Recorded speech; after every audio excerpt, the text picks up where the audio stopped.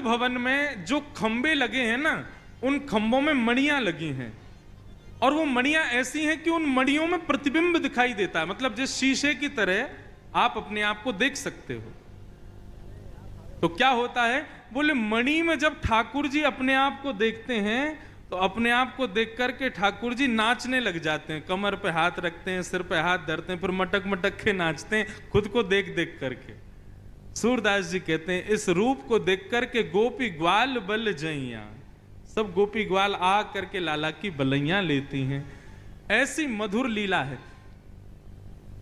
अब आज की कथा जो है ना, अब ज्ञान वैराग्य तो सब गए कल, अब आज तो प्रेम ही प्रेम है, गाते ही रहो बस, एक के बाद एक ठाकुर जी की मधुर मधुर लीला है, और लीलाओं को गाया ही जाता है। बताएं क्या, सुनाएं क्या। ठाकुर जी अब मैया बाबा भैया सब बोलने लगे।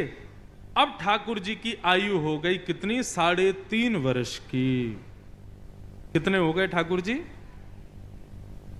और जैसे ही ठाकुर जी 3.5 वर्ष के भये हैं, भगवान ने अपने अंग प्रत्यंगों में स्प्रिंग एक्टिवेट कर ली। अब तो इतना ऊधम मचाते हैं, इतना ऊधम मचाते हैं, जो महाराज किसी के वश में ही नहीं रहते। ठाकुर जी के ऊधमों का वर्णन सुखदेव जी एक श्लोक में नहीं करते, एक श्लोक के एक पद में करते हैं बस, और उसी से ही अनुमान लगा लो ठाकुर जी ऊधम कितना करते होंगे। जो बालक बच्चे बहुत ऊधम मचाते हैं, ऐसे माता पिता बेचारे बड़े परेशान रहते हैं, क्या करें हमारे घर में तो बंदर आ गया है। यूं मत कहा करो बंदर आए, यूं कह दो गोपाल जी आ गए हैं। और एक बात कहूं, ठाकुर जी के ऊधम सुनने के बाद आप ये कह दोगे कि हाँ भैया हमारे बालक तो इनसे बढ़िया हैं, इतना ऊधम तो नहीं मचाते। आहा क्या वर्णन कर रहे हैं।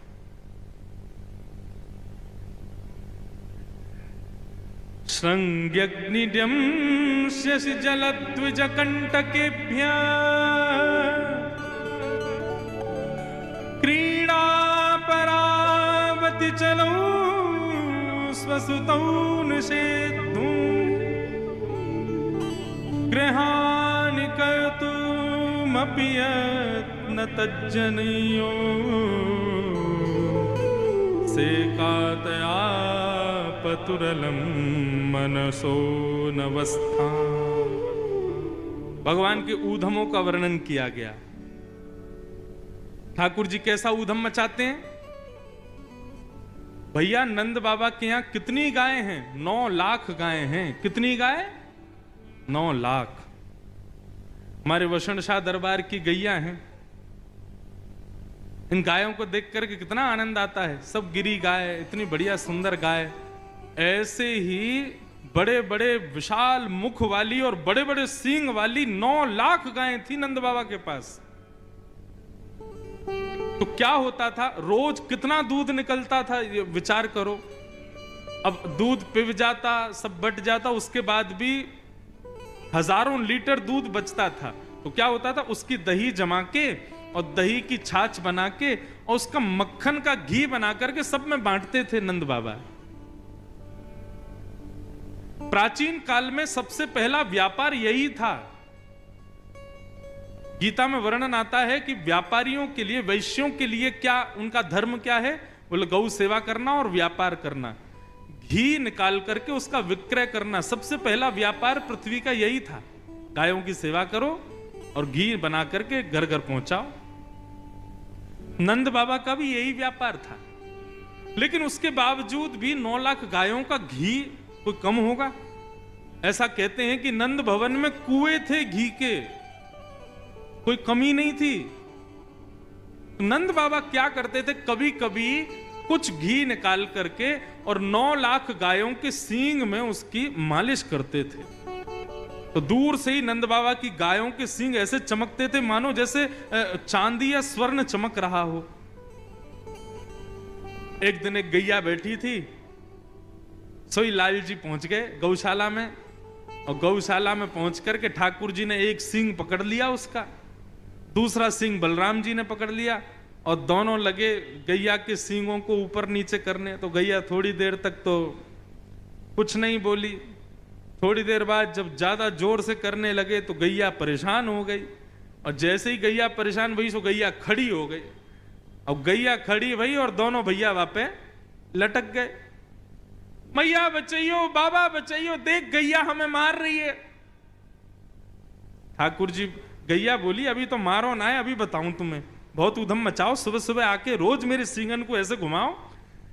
अच्छा, आजकल गाय बांध के रखते हैं, लेकिन नंद बाबा के यहां गाय बांध के नहीं रहती, खुली रहती थी गौशाला में।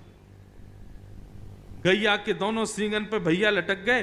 गैया दौड़ी सीधी जहां गोबरों का ढेर था और वहां जाकर के जोर से झटका मारा, सींगों में लगे थे घी, दोनों भैयाओं के हाथ फिसल गए और दोनों जाके गिरे गोबर में। यशोदा मैया आई तो गले गले तक गोबर में बैठे थे ठाकुर जी। मैया बोली कितनों नवाए ले हो, कितनों सजाए ले हो, कितनों भी सुंदर बनाए लो, आके या गोबर में ही खेले। लाला मुझको तो ऐसा लगे तू पूर्व जन्म में सूकर दिखे। बलराम जी बोले हाँ मैया सही कह रही है, ये पूर्व जन्म में सूकर ही हो, बरा बन के आयो। ये श्रृंगी अग्नि मैया चूल्हे पे भोजन बनाती है, सोई बलराम जी से लड़ाई कर लेते हैं ठाकुर जी, और बलराम जी को मारने के लिए कोई और साधन नहीं मिलता तो चूल्हे की जलती हुई लकड़ी लेके भागते हैं पीछे, और फिर एक दूसरे जल जाते हैं। मैया बेचारे दोनों को संभालती रहती है। श्रृंगी अग्नि, अब आया तीसरा ड्यमष्टि। ठाकुर जी क्या करते हैं, कृष्ण बलराम दोनों में शर्त लगती है। बोले क्या शर्त सुनो, आज माखन पहले कौन खाएगा? बोले ऐसे नहीं भाई, तुम बड़े भैया हो, तुम पहले खाओगे, ये वाला काम नहीं चलता है। कोई खेल खेलो, उसमें जो जीतेगा वो पहले माखन खाएगा। बलराम जी बोले लाला तू ही बता का खेल खेलें? बोले काम करें, अभी मैं 1 2 3 गिनूंगा, 3 गिनते ही दोनों भागेंगे और बाहर गली में जो जानवर मिल जाएगा वाह पकड़ के वाके मुंह खोल के वाके दांत गिनेंगे, जाके बट में ज्यादा दांत आ गए वो जीत गो। ये कोई खेल है?